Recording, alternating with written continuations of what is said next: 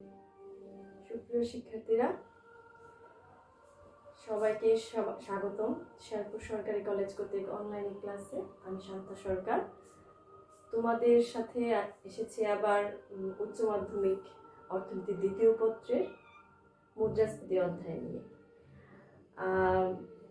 মুদ্রাস্ফীতি কি, মুদ্রাস্ফীতি কেন হয়, মুদ্রাস্ফীতির কারণ, এই সংক্রান্ত আমরা এর আগের ক্লাসে কিছুটা ধারণা পেয়েছি। তো আজকের ক্লাসে আমরা মুদ্রাস্ফীতি পরিমাপটা কিভাবে করতে হয় এটা আমরা বিস্তারিতভাবে দেখব। যদিও এর আগের ক্লাসে আমরা মুদ্রাস্ফীতি পরিমাপ সম্পর্কে কিছুটা আইডিয়া নিয়েছিলাম, কিন্তু আজকের ক্লাসে আমরা আরেকটু বিশদভাবে আলোচনা করব। তো মুদ্রাস্ফীতি পরিমাপ করার অনেকগুলো পদ্ধতি রয়েছে। তো সহজে আমরা যে পদ্ধতিটা নেই সেটা হচ্ছে সূচক পদ্ধতি, সূচক সংখ্যা পদ্ধতি বা ইন্ডেক্স নাম্বার পদ্ধতি। এই ইন্ডেক্স নাম্বার আমরা সাধারণত ম্যাথে করে থাকি, ওই ম্যাথমেটিক্সে ইন্ডেক্স নাম্বারটা আমরা করেছি। তো এইখানে অর্থনীতির ইন্ডেক্স নাম্বারটা কি সেটা আমরা জানবো। তো চলো আমরা দেখি ইন্ডেক্স নাম্বার বা সূচক সংখ্যাটা কি। অর্থের মূল্য পরিবর্তন পরিমাপ করার জন্য যে বিশেষ সংখ্যাবাচক পদ্ধতি অবলম্বন করা হয় তাকে সূচক সংখ্যা বলে। আমি আবারও বলছি, অর্থের মূল্য পরিবর্তন। তোমরা তো জানো অর্থের মূল্যটা কি। অর্থের মূল্য হচ্ছে যখন কোনো একটা জিনিসের বা দ্রব্যের জন্য আমি কতটুকু অর্থ ব্যয় করি। যদি আমি কম অর্থ ব্যয় করি তার মানে অর্থের মূল্য বেশি। যদি আমি বেশি অর্থ ব্যয় করি, সমপরিমাণ দ্রব্যের জন্য যদি বেশি অর্থ ব্যয় করি, তাহলে সেটা হচ্ছে অর্থের মূল্য কমে যায়। তো এই যে পরিবর্তন হচ্ছে আমাদের মুদ্রাস্ফীতির, দেখা যাচ্ছে প্রতি বছর আমাদের দ্রব্যের দামের উঠানামা করছে, মূল্যের পরিবর্তন হচ্ছে। সেই সাথে অর্থেরও মূল্যের পরিবর্তন হয়। সেই অর্থের মূল্যের পরিবর্তন পরিমাপ করার জন্য, সেই কতটুকু এটা পরিমাপ করার জন্য যে বিশেষ সংখ্যাবাচক পদ্ধতি অবলম্বন করা হয় তাকে সূচক সংখ্যা বলে। তো সহজে আমরা এটাকে আরেকটু খোলাসা করে বলতে পারি, একটি আদর্শ বা একটি আদর্শ সময় বা অবস্থানকে যদি আমি ভিত্তি হিসেবে বিবেচনা করে অন্য কোনো একটি সময়কে আমি যদি ভিত্তি হিসেবে বিবেচনা করলাম, তাহলে এই যে দুইটার অর্থনৈতিক রাশিমালা আছে, যেমন বিভিন্ন দাম, দ্রব্যের দাম থাকতে পারে, দ্রব্যের পরিমাণ থাকতে পারে, এই যে পরিবর্তন দুটো ভিত্তি, প্রথমে আমি একটা আদর্শকে ধরলাম, যে বললাম যে এটা হচ্ছে স্ট্যান্ডার্ড মান, এই মানের সাপেক্ষে বা এই দামের সাপেক্ষে পরবর্তী বছরে কি, এবং নির্দিষ্ট সময় থাকলো।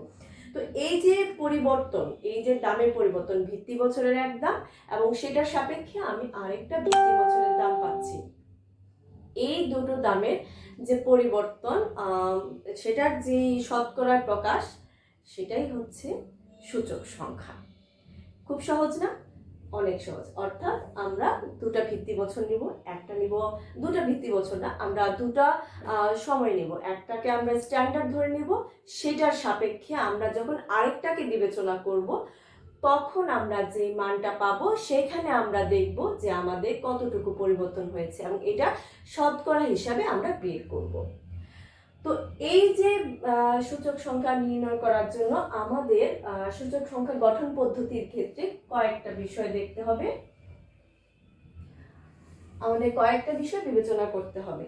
সূচক সংখ্যা গঠন পদ্ধতির ক্ষেত্রে সর্বপ্রথমে আমাকে নিতে হবে আমাকে ভিত্তি বছর, যেটাকে আমরা স্ট্যান্ডার্ড বা আদর্শ সময় হিসেবে বিবেচনা করব। প্রথমে কি নিতে হবে? ভিত্তি বছর। ভিত্তি বছর এখানে আমাদের এমন একটা বছর হতে হবে যে বছরটাতে কোনো ধরনের প্রাকৃতিক সমস্যা, কোনো ধরনের দেখা যাবে যে রাজনৈতিক সমস্যা, কোনো ধরনের অর্থনৈতিক সমস্যা, এরকম কিছু থাকতে পারবে না। তোমরা তো জানো এখন করোনা কাল চলছে, বা সারা বিশ্ব জুড়ে একটা মহামারী আকারে যেটা চলছে, যেটা যার জন্য আজকে আমি তোমাদের সামনে ক্লাসে না থেকে আমি অনলাইনের মাধ্যমে তোমাদেরকে পাঠদান দিচ্ছি, সেটার কারণ হচ্ছে করোনা। তার মানে আমাদের 2000 সালটা আমরা ভিত্তি বছর হিসেবে ধরতে পারবো না। আবার ধরে নাও কিছুদিন আগে একটা ঝড় হয়ে গেছে, সেই ঘূর্ণিঝড়টার নাম কি ছিল? আমফান। তো আমফানের জন্য দক্ষিণাঞ্চল কিন্তু ক্ষতিগ্রস্ত হয়েছে, সুতরাং এটাকেও আমরা কিন্তু বিবেচনা করতে পারবো না। আবার দেখা যাচ্ছে বন্যা হচ্ছে কোনো কোনো এরিয়াতে, উত্তরবঙ্গ, উত্তর পূর্ববঙ্গে বন্যা হচ্ছে। সেক্ষেত্রে এই যে সময়গুলো, এই যে প্রাকৃতিক দুর্যোগ, এই যে রোগের যে মহামারী, তো তাছাড়া আবার দেখা যাচ্ছে যে কখনো রাজনৈতিক কারণে হরতাল অবরোধ আসতে পারে, পরিবহন ধর্মঘট আসতে পারে। তো একটা বছর আমরা যেটা নিব ভিত্তি বছর হিসেবে, সেখানে আমাদেরকে কি থাকতে হবে? এই বিষয়গুলোকে আমাদের বর্জন করে নিতে হবে, এবং এই বিষয়গুলো বর্জন করে আমরা একটা সুনির্দিষ্ট বছর, যেখানে যে সুনির্দিষ্ট সময় থাকবে, যে সময় আমার দ্রব্যের, যে সময়টাকে আমরা মানে ভিত্তি হিসেবে বিবেচনা করবো যে না ওটাই স্ট্যান্ডার্ড, যখন আমাদের আলো বাতাস ঠিক থাকবে, মানে এক কথায় রোদ বৃষ্টি অতিরিক্ত থাকবে না, ঘূর্ণিঝড় থাকবে না, রাজনৈতিক পরিস্থিতি স্বাভাবিক থাকবে, এক কথায় সর্বকুল পরিস্থিতি স্বাভাবিক থাকবে, তেমন একটা সময়কে আমরা ভিত্তি বছর হিসেবে বিবেচনা করব। এটা হচ্ছে আমাদের প্রথম কাজ। তারপরে আসে আমাদের কি করতে হবে? হিসাবি বছর। হিসাবি বছর বা চলতি বছর। হিসাবি বা চলতি বছর। এটা কোনটা? এটা হচ্ছে সেই বছরটা যে বছরের মুদ্রাস্ফীতি আমি নির্ণয় করব। অর্থাৎ ভিত্তি বছরের সাপেক্ষে আমি যে বছরের মুদ্রাস্ফীতি নির্ণয় করতে চাচ্ছি সেটাই হচ্ছে আমাদের হিসাবি বছর বা চলতি বছর। তো চলতি বছরে আমার এই ধরনের কোনো কন্ডিশনের প্রয়োজন নেই, যে কন্ডিশনের মাধ্যমে আমরা বিবেচনা করব যে আমাদের রাজনৈতিক পরিস্থিতি কিংবা অর্থনৈতিক পরিস্থিতি কিংবা প্রাকৃতিক দুর্যোগ কোনো প্রকারের সমস্যা আছে কিনা। সমস্যা থাকলেও সেই সমস্যাটার প্রেক্ষিতেই আমাদের মুদ্রাস্ফীতির পরিমাণ কি আসছে আমরা সেটাকে নির্ণয় করতে পারবো। তো আমাদের দুটো গেল, আমাদের গুরুত্বপূর্ণ দুটো বিষয়। প্রথমটা হচ্ছে ভিত্তি বছর নির্ণয়, তারপর হচ্ছে চলতি বছর নির্ণয়। তারপরে কি নির্ণয় করতে হবে? দ্রব্য নির্বাচন। দ্রব্য নির্বাচন। দ্রব্য নির্বাচনটা কি? আমি কি কি দ্রব্যের উপরে মুদ্রাস্ফীতিটা নির্ণয় করব। এখানে একটা বিষয় বলে রাখা ভালো, আমাদের যে বিলাসবহুল দ্রব্য থাকবে, আমাদের যে দ্রব্যগুলো মানে প্রয়োজনীয়তা খুব নগণ্য, সেগুলোকে কিন্তু আমরা এখানে বিবেচনা করব না, সেগুলো আলাদা। যেমন আমরা এখানে নিব আমাদের দৈনন্দিন যে বিষয়গুলো, যে দ্রব্যগুলো প্রয়োজন পড়ে। আমাদের দৈনন্দিন কি প্রয়োজন পড়ে? আমাদের চাল, চাল, আলু, তেল, লবণ, ডাল, আর এই ধরনের কিছু দ্রব্য আমাদের প্রতিদিন দৈনন্দিন জীবনে লাগে, আরো অনেক কিছু এরকম দৈনন্দিন লাগে। তো আমাদের দ্রব্য নির্বাচন করতে হবে এমন কিছু দ্রব্য যে দ্রব্যগুলো আমরা সবসময় ব্যবহার করি, মানে আমাদের প্রতিনিয়ত আমাদের প্রয়োজন পড়ে, যেটা আমাদের দাম বৃদ্ধি মানে মুদ্রাস্ফীতি বাড়া কমার উপরে অনেকাংশেই নির্ভর করে না। তাহলে আমরা প্রথমে কি করলাম? ভিত্তি বছর নির্বাচন করলাম, তারপরে হিসাবি বছর নির্বাচন করলাম, তারপর দ্রব্য নির্বাচন করলাম। এখন আমাদের কি নির্বাচন করতে হবে? এখন আমাদের নির্বাচন করতে হবে দ্রব্যের দাম।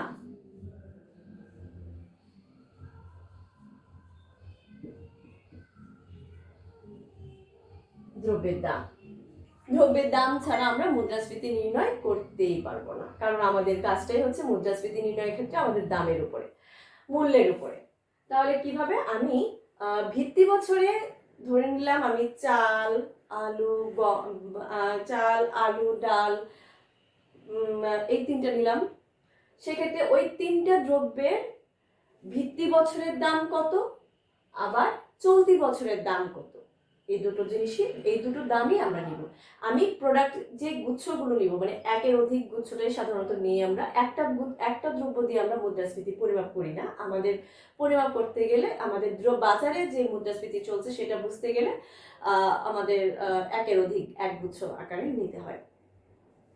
তো এই হচ্ছে আমাদের গুরুত্বপূর্ণ 4টা বিষয় মুদ্রাস্ফীতি পরিমাপ করার ক্ষেত্রে।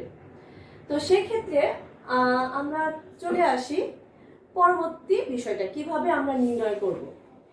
এখন আমাদের মুদ্রাস্ফীতি পরিমাপ ব্যবহার মানে মুদ্রাস্ফীতি নির্ণয় করার জন্য সাধারণত আমরা ভোক্তার মূল্য সূচক সেটাকে আমরা বিবেচনা করি।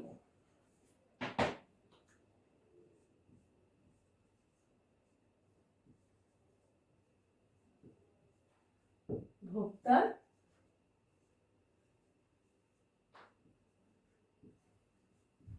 মূল্য সূচক।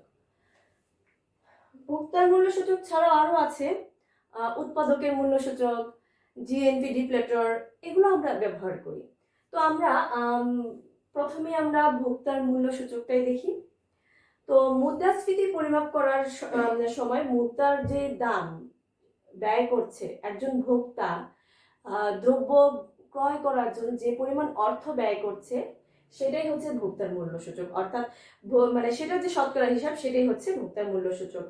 তো দেখা যাচ্ছে যে ভোক্তা তার বিলাসবহুল দ্রব্য নিচ্ছে না, সে নিচ্ছে তার সাধারণ যে দ্রব্যগুলো, সে দৈনন্দিন জীবনে যে দ্রব্যগুলো ব্যবহার করে সেই দ্রব্যগুলো ক্রয় করতে তার যে নির্দিষ্ট পরিমাণ খরচ হচ্ছে, যেটা ভিত্তি বছরে যে খরচ হচ্ছে এবং চলতি বছরে যে খরচ হচ্ছে সেটা যে পরিমাপ করা হয় সেইভাবেই।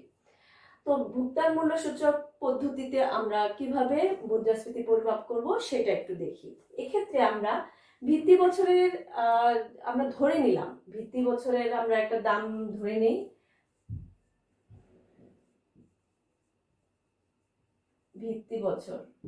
ভিত্তি বছর দাম স্তরকে যদি আমরা ধরে নিলাম, দাম স্তর হচ্ছে 100, ভিত্তি বছরের দাম স্তর হচ্ছে 100। আর একটা ব্যাপার, ভিত্তি বছরের দাম স্তর 100, ভিত্তি বছরকে যদি এটাকে আমাদের বর্তমান সাল যদি হয় 2020 সাল, তো আমি ভিত্তি বছর হিসেবে আমি 2019 সালকে বিবেচনা করলাম। আমরা করতেই পারি, আমরা ধরে নিতে পারি যে 19 সালের সাপেক্ষে আমাদের এই যে করোনা পরিস্থিতি, আমফান পরিস্থিতি, বিভিন্ন বন্যা পরিস্থিতি, বিভিন্ন অর্থনৈতিক সমস্যা, এই সমস্ত সাপেক্ষে আমার মুদ্রাস্ফীতি কি অবস্থা দাঁড়াচ্ছে সেটা আমরা বিবেচনা করার জন্য আমরা নিতেই পারি। তো ভিত্তি বছরের দাম স্তর 100 ধরে নিলাম। ভিত্তি বছর হচ্ছে 2019, যেটাকে 19। তারপরে চলতি বছরকে আমরা 2020 হিসেবে বিবেচনা করলাম। আচ্ছা, এক্ষেত্রে আমাদের চলতি বছর 2020। আচ্ছা, ঠিক আছে। এখন এই 2019কে আমরা এখানে ভিত্তি বছরে যেটা সেটাকে আমরা নট চিহ্ন দ্বারা প্রকাশ করি, আর 2020 মানে চলতি বছরকে আমরা এন দ্বারা প্রকাশ করি। অর্থাৎ এন হচ্ছে আমি চলতি বছরটাকে বিবেচনা করি, আর ভিত্তি বছরটাকে আমরা শূন্য হিসেবে বিবেচনা করি। দাম যদি আমি বিবেচনা করি, দাম হচ্ছে পি, পরিমাণ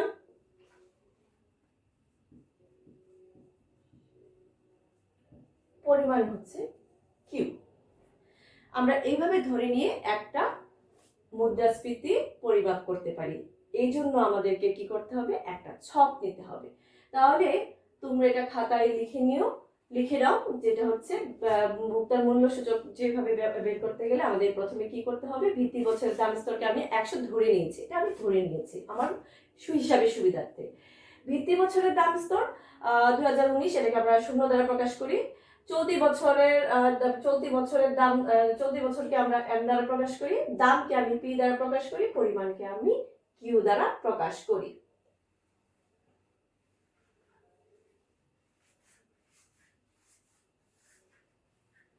তাহলে আমরা একটা ছক নিয়ে নিই।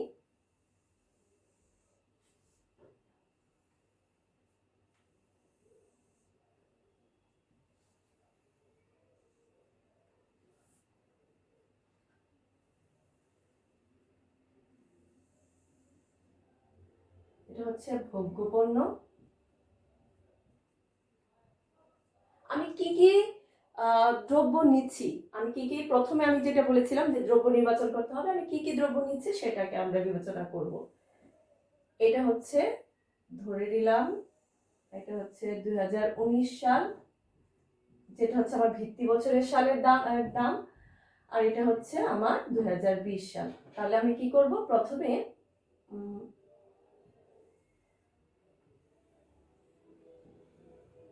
আমি কলামগুলো করে নিচ্ছি।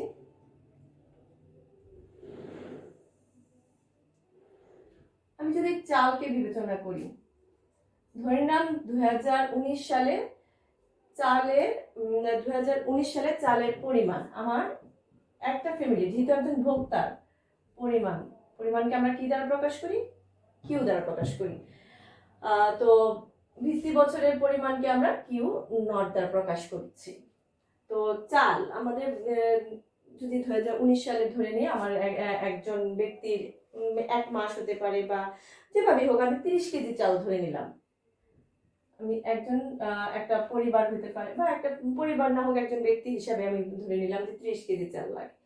তো ওই 2019 সালে সেই চালের দাম ছিল, প্রতি কেজি চালের দাম, প্রতি কেজি একক প্রতি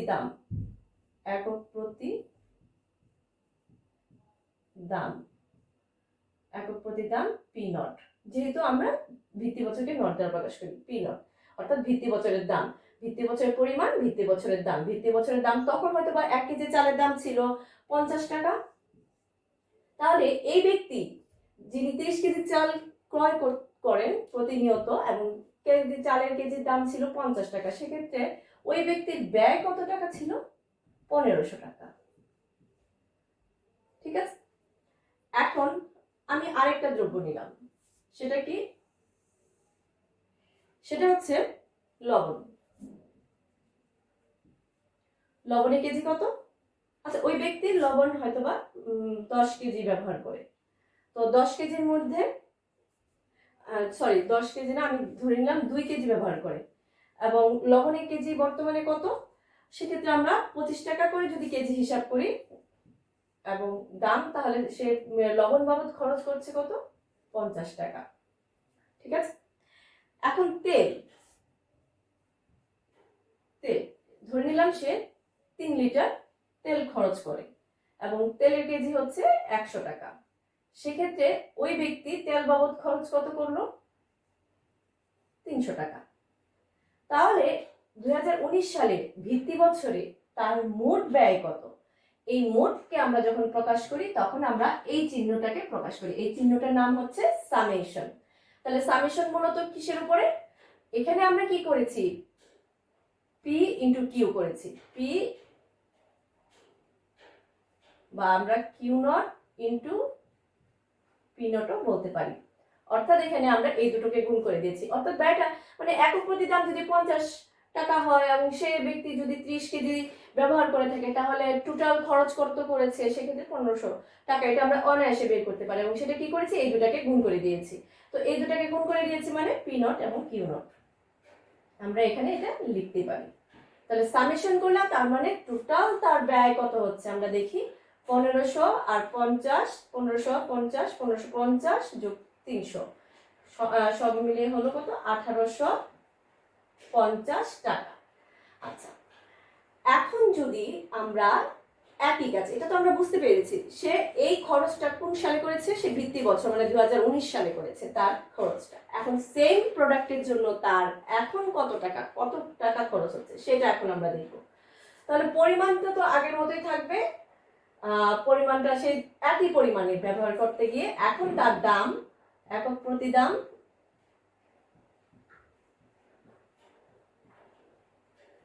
পি এন হচ্ছে আমরা যেটা চলতি বা হিসাবি বছরের জন্য ধরেছি, একক প্রতি দাম আর ব্যয়টা কিভাবে করব, এই কিউ নট মানে তার এই 30 কেজির জন্য তার বর্তমানে কতটুকু খরচ হচ্ছে।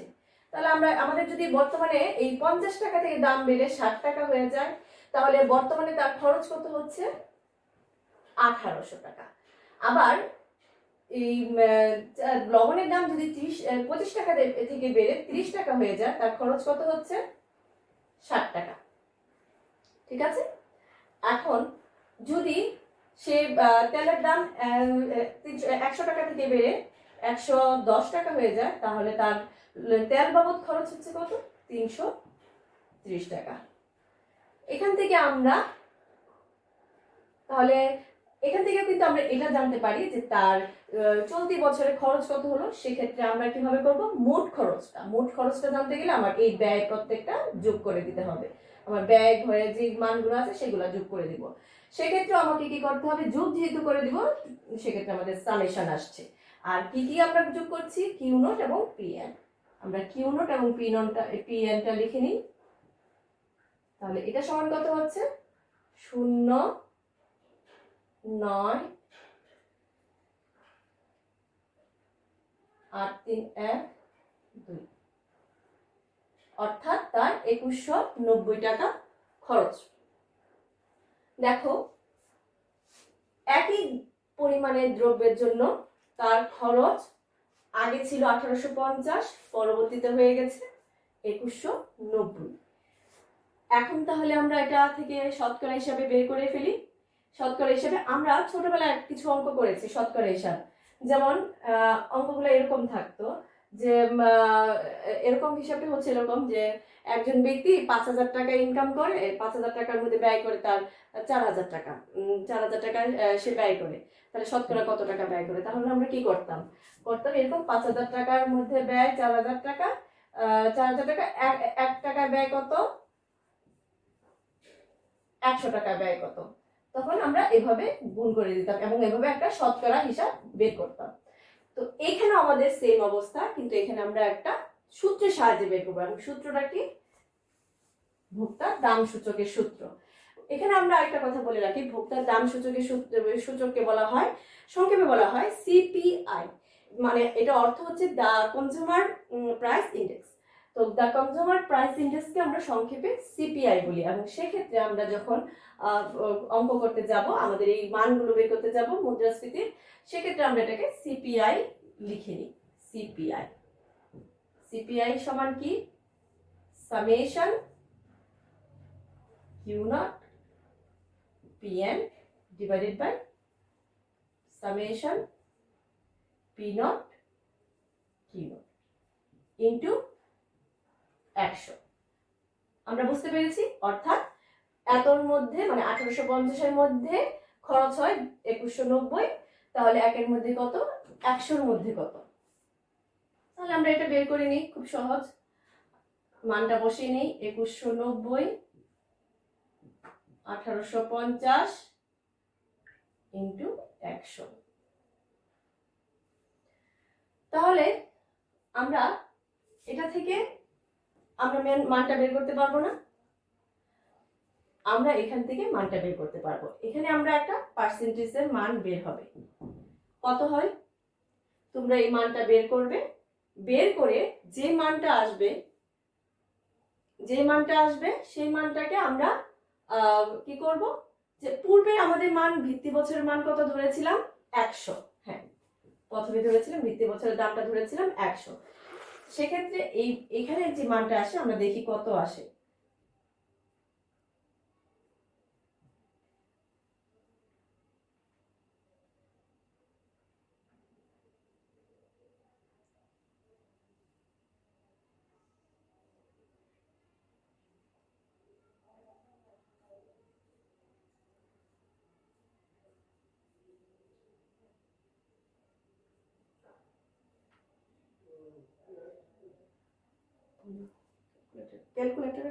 এখানে আমাদের একটা ক্যালকুলেটরের প্রয়োজন পড়বে। আর এখানে তোমরা একটা কথা মাথায় রাখবে, আমাদের অর্থনীতি পরীক্ষায় অবশ্যই ক্যালকুলেটর নিতে হবে। সেই সাথে চিত্রাঙ্কনের জন্য পেন্সিল, ইরেজার এগুলো নিতে হবে, আর ক্যালকুলেটর অবশ্যই আনতে হবে।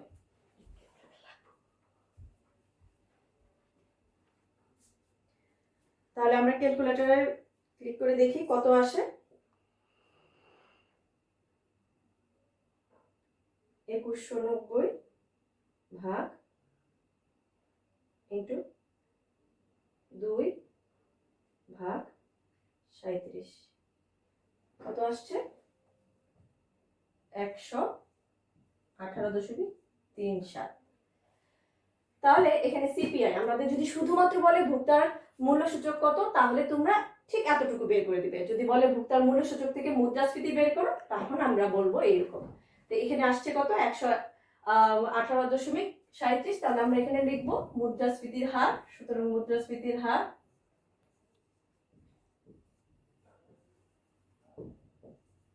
আমি আমার বোর্ডটা যেহেতু ছোট, সেজন্য আমি তোমাদের সুবিধার জন্য উপরে নিচে লিখছি, তোমরা এটা সাজিয়ে নিচে নিচে লিখবে।